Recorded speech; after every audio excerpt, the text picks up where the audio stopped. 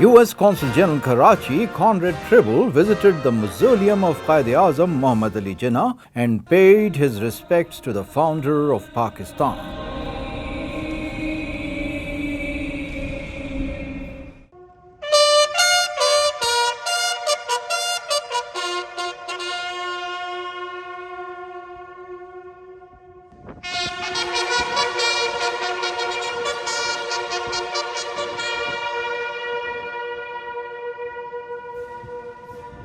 Consul General Tribble laid a floral wreath at the tomb and signed the guestbook on behalf of the people of the United States. He stated, "It's a great honor to be here at the Mazar-e-Quaid to pay my respects and commemorate the legacy of Muhammad Ali Jinnah. My visit today reaffirms the importance of the strong and enduring relationship between the United States and Pakistan. I'm also reminded of Jinnah's vision of a unified, democratic Pakistan, one in which equality, social justice, and economic opportunity prevails, something both our nations hold dear and continue to perfect through our many areas of cooperation."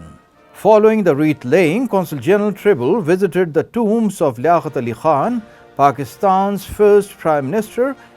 In Washington, Pakistan's Prime Minister Liaquat Ali Khan and his wife, the Begum Shaiba, are greeted by President Truman, Mrs. Truman, and daughter Margaret. Fatima Jinnah, Quaid-e-Azam's sister. He then visited the adjoining museum to better understand the life of Quaid-e-Azam Muhammad Ali Jinnah and see artifacts connected to his life. Consul General Tribble remarked, "I'm here to reinforce the U.S. government's commitment to further strengthen our economic ties, explore ways to broaden our bilateral trade, boost investment, and help create conditions for expanded inclusive entrepreneurship and educational opportunities."